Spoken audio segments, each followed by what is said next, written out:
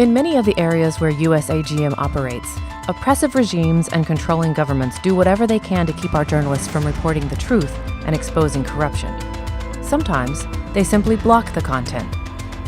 In March, the government of Burundi banned Voice of America and BBC and expanded restrictions on their operations. VOA reporters in Burundi are now forbidden to provide any coverage of any story on any platform.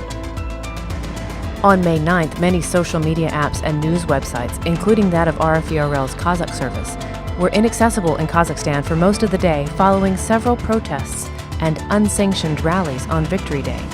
More protests are expected leading up to the June 9th presidential elections. Sometimes governments get creative when trying to keep our journalists from working. During those same protests in Kazakhstan, the cars of 2 RFERL cameramen were broken into or blocked, effectively keeping both from documenting the rallies. Stringers for VOA's Urdu service in Pakistan have been followed around by the Pakistan Intelligence Bureau, and in Tajikistan, the government is outsourcing its harassment. Tajik students and educators have reported being forced to troll government critics on orders from their university administrators and the Education and Science Ministry, which they claim in turn received instructions from law enforcement agencies. Sometimes our reporters' investigations get a little too close for comfort. Harare-based stringer Godwin Manguja received a threat from a coal mining company contractor who is under investigation for bribery. After reporting on the investigation, Manguja received a phone call threatening his life.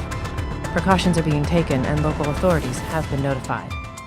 RFERL Kyrgyz Service investigative reporter Idris Isakov was harassed physically and legally this past month in retaliation for his in-depth reporting on corruption in his hometown of Osh. Sometimes, when they can't go after the reporters themselves, these governments go after their families. Family members of several Radio Free Asia reporters in China are facing tremendous pressure in retaliation for RFA reporting. 6 Uyghur Service reporters have family members detained in a growing network of political re-education camps throughout the Xinjiang Uyghur Autonomous Region. They are unreachable, and in many cases, their conditions are unknown. And in some cases, the journalists themselves are detained indefinitely. On June 2nd, RFERL Ukrainian service freelancer Stanislav Aseyev began his 3rd year of detention by Russia-backed separatists in eastern Ukraine's so-called Donetsk People's Republic. Aseyev was last seen publicly in a highly questionable video confession that aired on Russian state TV. And in Vietnam, 3 separate usagm journalists remain wrongly imprisoned. Voice of America contributor Le An Hung continues to be held after being detained in July of 2018 after writing about a new cybersecurity legislation that would significantly expand the state's power to censor and control the internet. His family is also being harassed, and there is no word on a release date. Trung Duy Nhat, a weekly contributor for Radio Free Asia's Vietnamese services blog section, is being held in a Hanoi prison.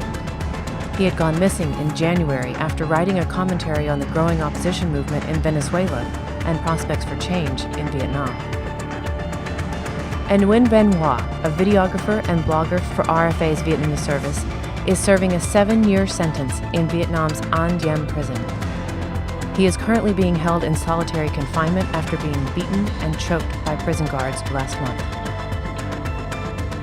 For more information about these and other threats to our journalists, please visit usagm.gov.